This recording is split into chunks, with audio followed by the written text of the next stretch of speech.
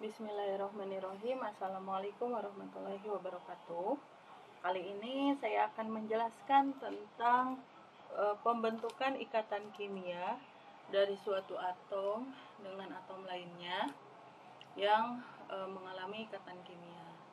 Jadi jika sebelumnya Anda sudah mempelajari tentang ikatan ion dan ikatan kovalen itu apa, maka saat ini saya akan menjelaskan kenapa sih suatu senyawa itu bisa membentuk ikatan ion dan kenapa suatu senyawa itu bisa membentuk ikatan kovalen.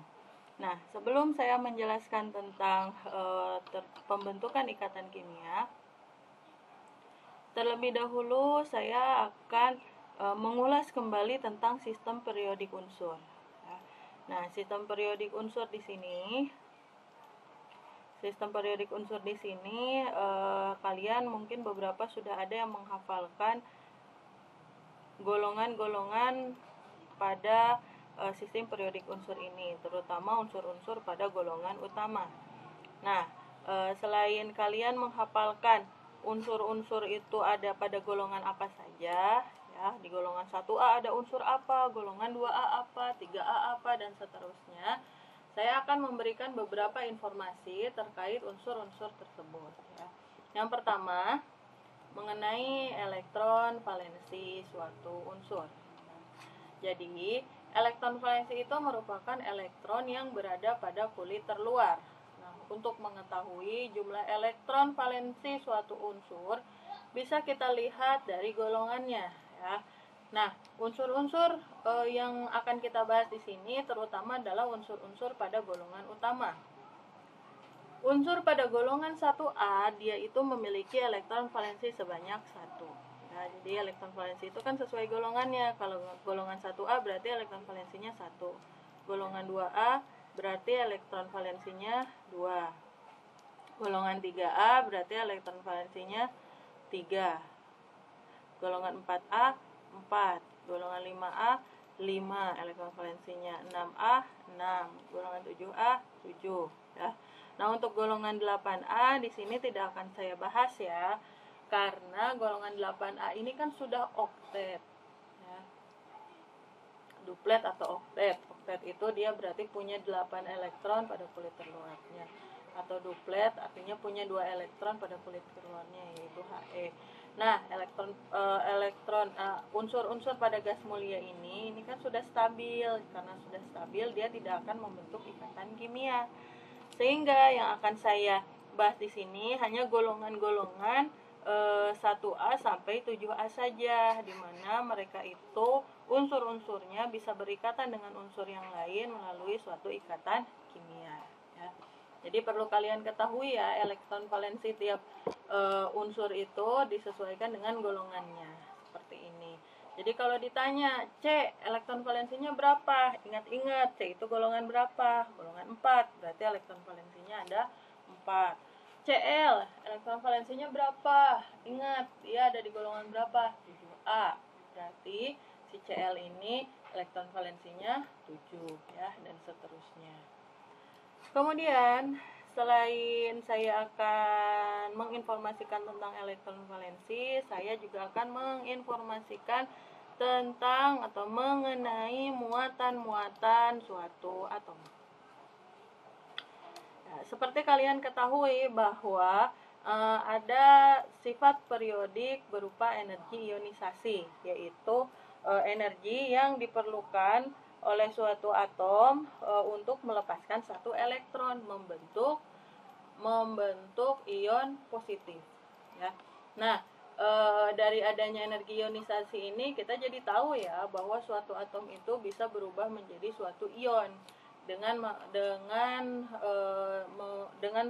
memerlukan sekian energi tertentu, ya. Dan ada juga afinitas elektron, di mana ada energi yang dilepaskan oleh suatu atom untuk menerima elektron di kulit terluarnya. Nah, pada afinitas elektron kalian ketahui, ya, bahwa suatu atom itu bisa berubah menjadi suatu ion negatif. Nah, biasanya berapa sih muatan-muatan suatu atom itu? Biasanya suatu atom itu mempunyai muatan berapa sih? Nah, di sini saya akan menginformasikan bahwa unsur-unsur di golongan 1A itu biasanya bermuatan plus 1. 2A muatannya plus 2. 3A muatannya plus 3. 4A biasanya muatannya plus 4. 5A min 3. 6A min 2. Dan 7A min 1. Ya. Jadi ini perlu kalian hafalin ya. Muatan suatu atom dari golongan 1A sampai 7A. Golongan 1A plus 1, 2A plus 2, 3A plus 3, 4A biasanya plus 4, 5A min 3, 6A min 2, dan 7A min 1. Sehingga kalau ditanya, Kak, muatannya berapa? Muatannya plus 1, karena dia di golongan 1A. Ya. Kemudian, selain elektron valensi, selain muatan, nah ada satu lagi yang ingin saya perkenalkan, yaitu yang disebut dengan tangan ikatan. Nah, jadi ada nih satu istilah lagi yang disebut sebagai tangan ikatan. Apa itu tangan ikatan? Tangan ikatan itu menyatakan jumlah elektron yang terlibat atau yang digunakan untuk berikatan dengan atom yang lain. Jadi kalau ditanya tangan elektron itu buat apa fungsinya? Tangan elektron itu untuk mengetahui berapa sih jumlah elektron yang dipakai si atom atau suatu unsur untuk berikatan dengan atom yang lain. Nah, bagaimana kita berapa sih jumlah tangan ikatan pada atom-atom? Ya, atom pada golongan 1A, tangan ikatannya itu 1. Artinya dia yang terlibat unsur-unsur pada golongan 1A itu hanya menggunakan 1 elektron untuk berikatan. Golongan 2A, tangan ikatannya 2. 3A, tangan ikatannya 3. 4A, tangan ikatannya 4. 5A, tangan ikatannya 3. 6A, 2. Dan 7A, tangan ikatannya 1. Ya, artinya, kalau mau berikatan, nih, berarti berapa elektron yang dipakai sama O untuk berikatan? 2. Ya. Kalau F, 1. Kalau Na, 1. Kalau Mg, 2. Dan seterusnya. Ya.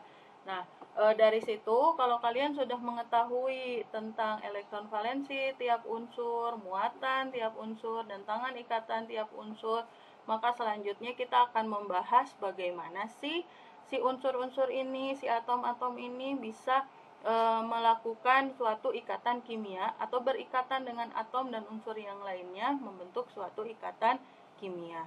Ya. Pembentukan ikatan ion maupun kovalen ya akan saya bahas dalam video selanjutnya. Oke, terima kasih. Assalamualaikum warahmatullahi wabarakatuh.